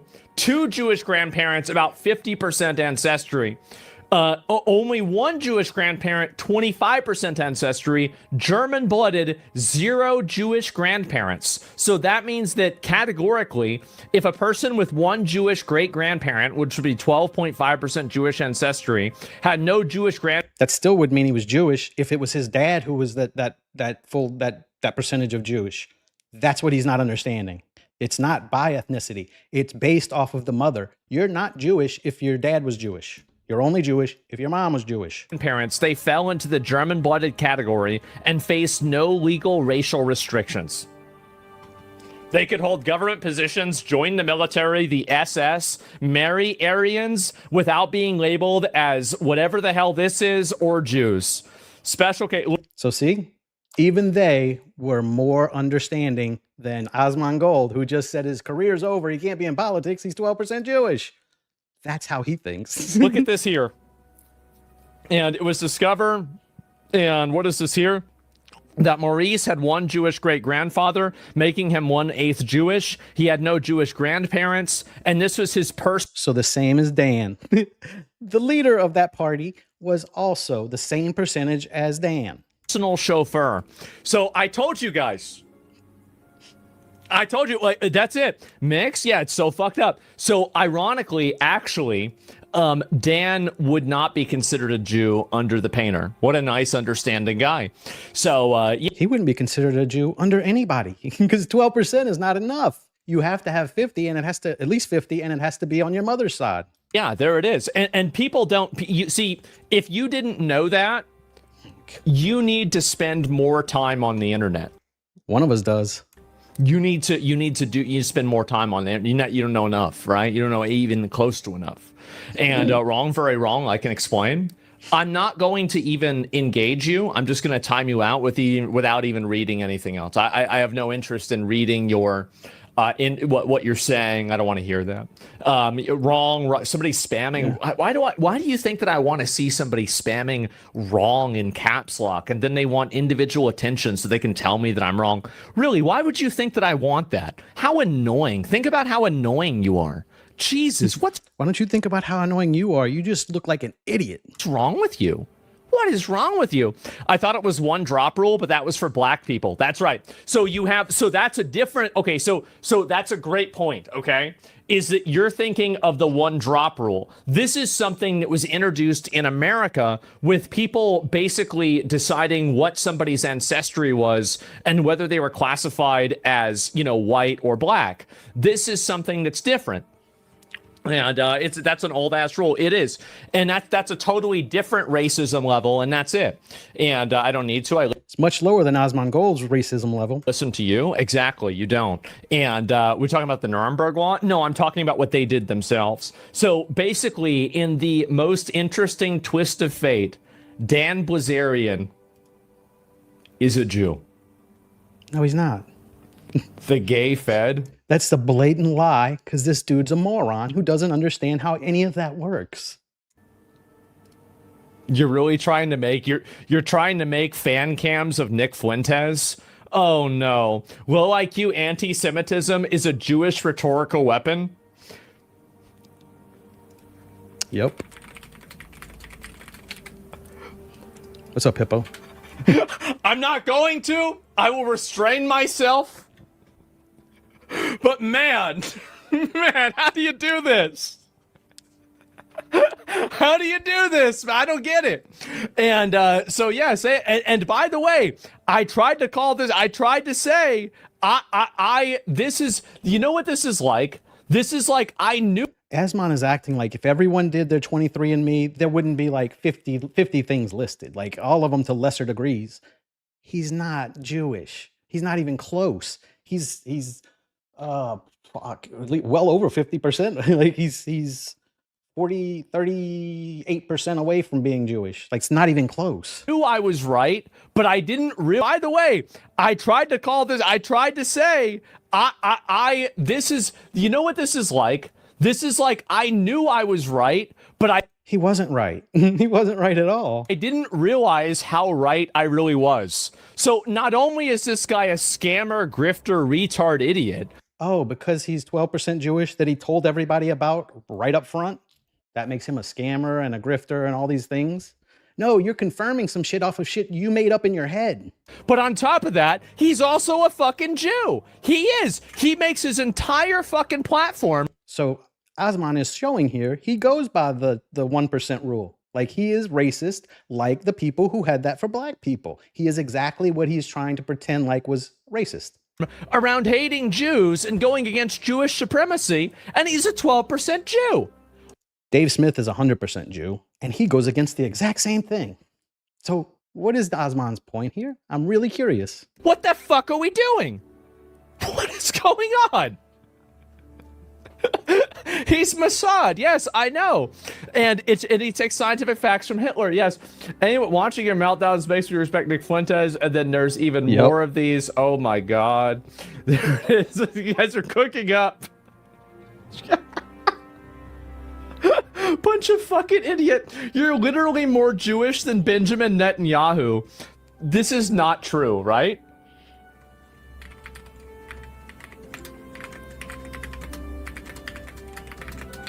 There's no way this is true.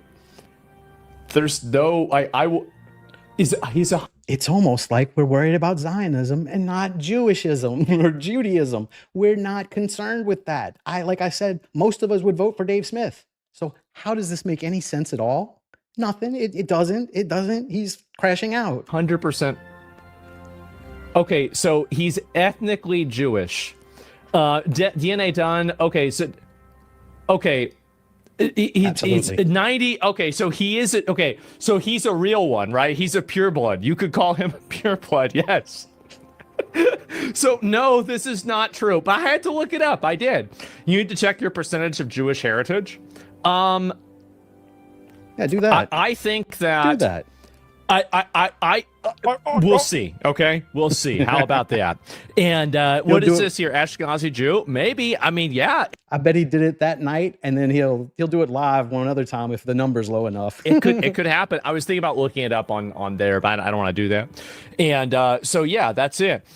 Wait, the UAE doesn't allow Jews, but he spends half the year in Dubai or something? Does the UAE not allow Jews? I have no idea about that. Explain that. So this whole video, he just keeps asserting that Dan is Jewish because of that 12%. He must think Elizabeth Warren is also, Navajo or some shit. Yes, dude, everybody is on him, bro. You are Jewish. Your movement, you are Jewish. Your movement is over before it even began. You lost Leroyed. So some Israeli plants started talking shit about him after it. Oh, that means his career's over. Yeah, who's not going to vote for 12% when he's running against 100%, idiot? Red pill ideologue holding up the Christian cross. Okay, guys, you're Jewish. That's it. It's actually over. I didn't watch this whole thing, so I don't even know if he's actually going to look up if Dan is Jewish or not, because he's just libeled him a few times or slandered him a few times here. It would be libel if you read it, I know. But he's just lied about Dan a few times here, calling him a Jew when he is not a Jew. You can ask the Jewish people and they'll tell you he's not. You even looked it up. In World War II, he wasn't considered one. But for Asmongold, he is, because that's too much Jew for him. It's over. We'll see. I can't think of a better person for this to happen to. I can't. This is amazing. So you see how this is just kind of confirming what he wanted to think about Dan from the beginning anyway. That's what this is. He didn't like Dan, so he thinks this is some gotcha where he can get him, and he doesn't even know what he's talking about. He didn't even look up if that makes you Jewish or not. I'm 16% Ashkenazi Jew. You should do the MyHeritage thing. It's very interesting. If it turns out that the thing is that if you are, your career's over. You just said Dan's was. Yours would be too. I had a friend tell me, he's like, I think that you're Jewish. And I'm like, why? I think he was saying you're cheap. Just the way you act. No, it's because you're a millionaire and you're wearing your pajamas to stream and you have dirt in your hair. That's why he said that, probably. Because you're cheap. What are you trying to say? What do you mean I'm doing it? This was rich. So, I don't... You're a millionaire who has bugs crawling on you during your live streams. I think they think you're just cheap. Know what to say. We know. Yes, exactly. Rich told story on his stream. Yes, it was. And so no, and I don't know, guys. And the thing is, I started thinking about it. You know, like I don't know. And you look at Ethan Klein's dad. I don't know what Ethan Klein's dad even looks like. I have no idea. You're a daywalker. Yes, there it is. And then we'll see what the next one. Yes, the Jewish shadow ban censorship continues. You're censoring yourself. 12% doesn't make you a Jew. Here it is. 12% doesn't make you a Jew. To your favorite low IQ Semite friends, it does. Nick Fuentes, no fucking way. No fucking way. You are Jewish. You are Jewish. Silence. Silence. Silence. Jewish. You are Jewish. You are Jewish. Isn't it crazy how I've been vindicated about everything? Is that how you guys see it? Because I don't. You know, sometimes I think about that. I do. Sometimes I think about how many times I've been vindicated. And it's really surprising. How are you vindicated? You just called him a Jew and repeatedly showing over and over again, saying other people saying he's a Jew. 12% means you cannot be a Jew. You are lying. It truly is. So when's your turn? When's the DNA test again? Listen, guys, I've already, where's the paperwork? Because notice how he starts stuttering here. He doesn't want to take that test live. Dan just came out and told him. He didn't even have to. He's being honest with people. And this shitbag is fucking condemning him for it. We do have, okay, I can't make Jewish stereotype jokes. I can't do that yet. I have to wait until I figure it out. Okay. Until you get your KKK card? So this is the Jew contract, okay? Those are all the other ones. Where is it again? Can I find it? Let me open it up again. There's so many of these. So if I am more than 2% Jew, I kiss the wall. That was the contract that was signed on 4/12/2026. That's right. MyHeritage headquarters in Israel? Yes, and I would do it if I was 2% Jew. I would. And the reason why is because that's my heritage at that point. It is. That's part of who I am. And I would do that. Can you bathe in a Jordan River? Normal people don't think like that. If I did mine and it happened to say that I was a third black, it doesn't mean I'm going to abandon my kids. Like, that's just like, what are you talking about? 2%? That's not how it works. You don't get any of the free perks. They're still going to think you're a goyim. Too? Probably not.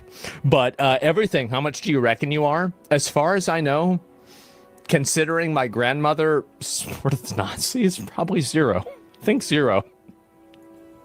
But the leader of that party was the same amount as Dan. So why would you be 0? So I'm expecting it to be 0. But who knows? Who knows? I could be wrong. And yeah, there it is. And what is this fought for? No, it was in America.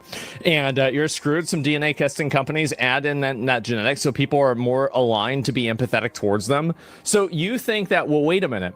So you're telling me that if I do a DNA test and it says that I am a small percentage Jewish, that the reason why isn't actually because it's true, it's because they want to encourage a level of ethnic sympathy towards Jews?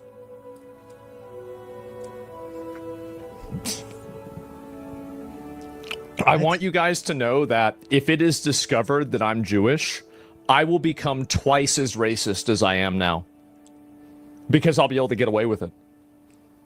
I will be twice as racist, at least, probably more than that, probably more. But yes, I don't think you're Jewish. You're not smart enough. Twice as it's going to be crazy.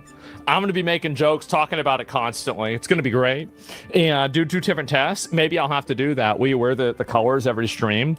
I might have to, right? I might have to. Who knows? What if you discover you're maybe you're Polish? I could see Polish. He acts like a Polak. Or black? Well, I already knew that, right? So it wouldn't be that big of a surprise.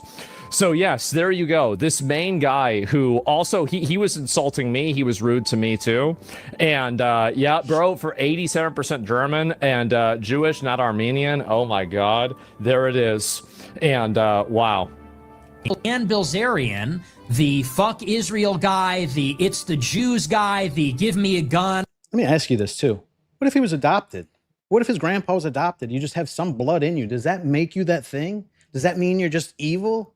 That's a racist thing to think. Like, and look, I'd make some racist jokes because they're funny, but I don't really think that like that 12% means, oh, you can't run for Congress now. That's absurd. Like, that's just crazy. I want to go exterminate Israel guy. The guy for whom I was not anti-Semitic enough, he himself, Dan Bilzerian, is Jewish. I didn't know that. I don't think anybody knew that.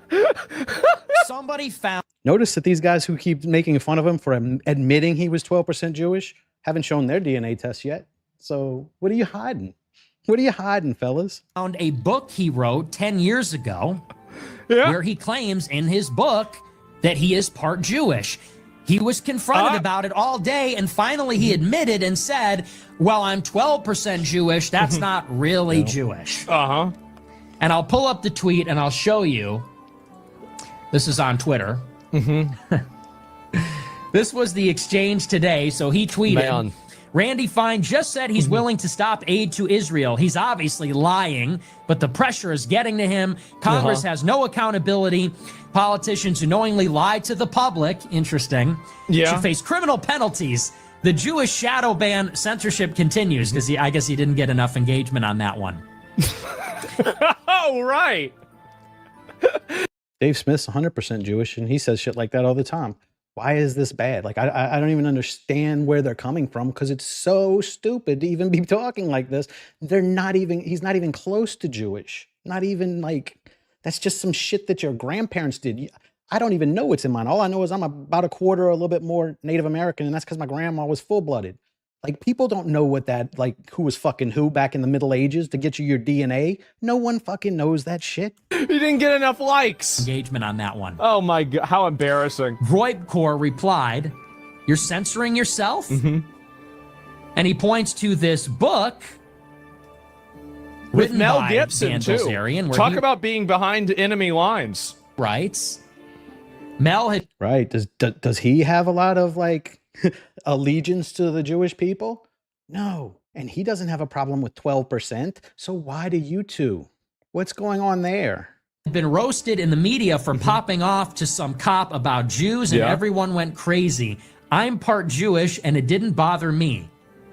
He told everyone to get fucked and made $500 million on his Passion of the Christ movie, and I respected that. Yeah. Kind of like when I heard Denzel Washington bought all the black guys on the set jackets and didn't get the white guys anything. I thought that was funny.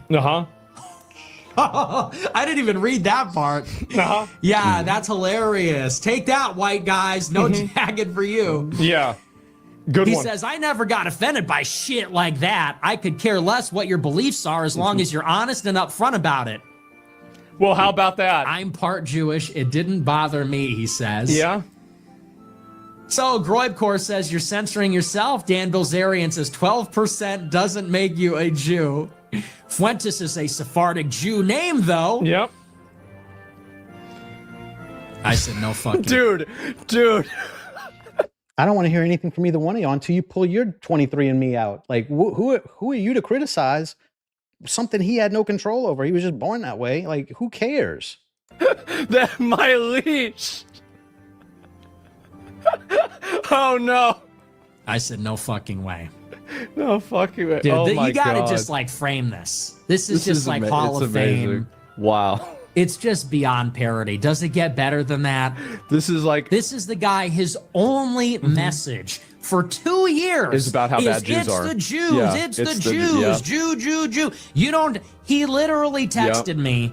He said, you didn't talk about Jews enough on Tucker and Jack Neal. I said, bro, I did talk about it with both of them. He said, yeah, but you didn't talk about it enough. I said, am I supposed to... The whole interview... Every interview, the entire interview, and every show is supposed to be about that? He's Jewish. The whole time, he's Jewish. What are you? And you gotta wonder, okay, so what is the big idea? Randy Fine is a Jew. Technically, you're a Mexican, so who says we listen to you? If we're gonna just be racist about everything, I'm gonna listen to a Mexican make fun of a Jew? Why? Why? Y'all are breaking in my country right now, so why? That wants to cut foreign aid to Israel. The big idea is Dan wants attention and money. That's the big idea. There's no ideology behind it. Doesn't give a fuck about power. Then why do you care? If he doesn't have the Jewish ideology behind him, why do you care? Palestine, doesn't care about Jews, doesn't give a fuck about Israel. Maybe he doesn't like them, right? But that's about it. The main focus, the main driving impulse here, the one thing, if you took away everything else, but you left this one thing, this is the most important activatable thing: popularity and money. Right. And you know, because you sit in your house all day and do on the internet shit, you think you know what's in Dan Bilzerian's head? You couldn't even figure out that he's not Jewish. You're too stupid to fucking Google what makes you Jewish. So what the fuck? Dan Bilzerian is a Jew who wants to cut foreign aid to Israel. What even are we accomplishing here? He says, I'm deploying to Florida. We got to unseat Randy Fine by any means necessary. He's a dual citizen, and he says he wants to cut foreign aid. I don't believe him. Dude, you're Jewish. You're a triple... That's not an argument. And he's not. It's a lie, and it's not an argument. You're Jewish. Okay, Dave Smith's Jewish. Can he not say those same exact things? If you feel that way, I'm for you. I don't care what your grandparents did. Citizen, and you want to cut foreign aid to Israel. So what actually is the difference at that point? I mean, Randy Fine is a fat asshole, but like, I'd vote for him over Dan.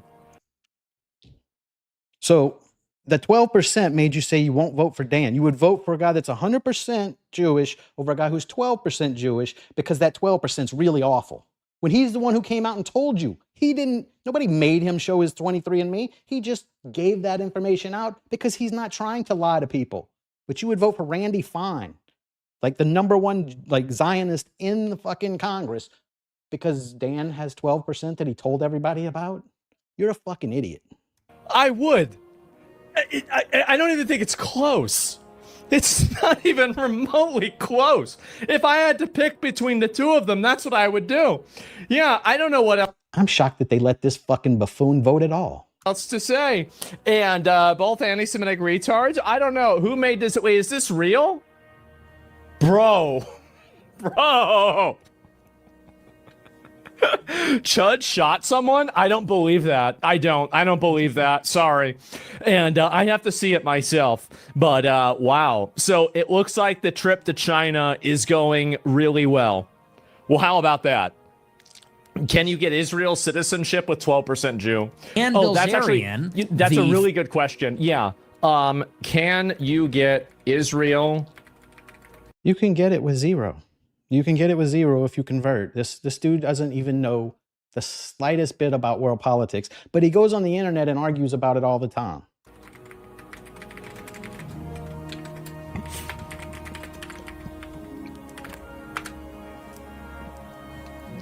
Most of the people there are probably about that much. No, That's he not can't. true. Okay. That's not true. Grandchildren of a Jew, why talk? When they came there, they didn't do any testing for anything like that. If you show up with a yarmulke and you want to go there, I think they'll let you.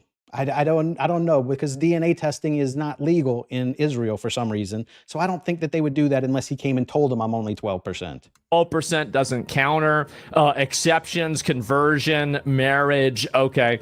Rare cases. All right. So yeah, no, apparently that was a great. Just like AI told us earlier. I'll pull this one back up. According to Gemini, you're only Jewish, you were born of a Jewish mother, but Israel, Ehud Barak from Israel, was trying to pick up millions of Russians to come to Israel, even though they were not, like, technically full Jewish. Oh. Question. Amazing question. But yeah, I didn't know. And isn't it through the mother's side? I have no idea. The Chud thing is true. It just happened live, apparently. See, okay, I'll has look no at idea. it just Has no idea. Went on the internet to criticize a man and talk shit about him like this, and doesn't even know that he's been lying for the entire time, that you're not Jewish if your mom's not Jewish. That's how fucking ignorant this moron is. Second. But yeah, it's good to see that the China trip is going well for them. That's amazing. And so anyway, did Giants use Yeah.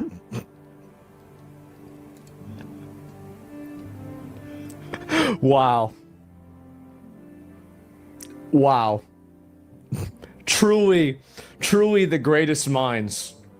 That's incredible, man. And yeah. Wow. And Shepherded Jew, maybe Dan was projecting. Maybe he was. All right. I guess that's where that one ends. I didn't know it was that short. I only watched a couple minutes of that one. I got fired up, and so I knew I had to react to it. But if you're still here, please throw a subscription up there. I'm trying to get monetized, and I'm gonna get y'all out of here. I'll be back on Wednesday.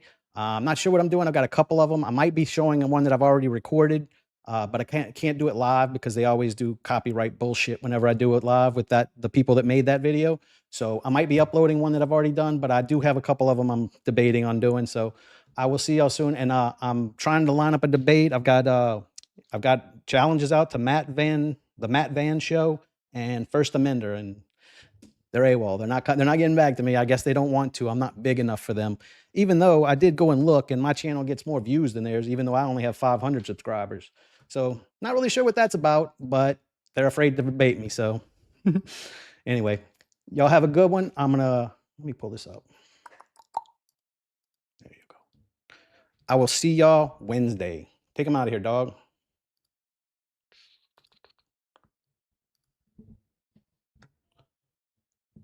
Peace. See y'all Wednesday.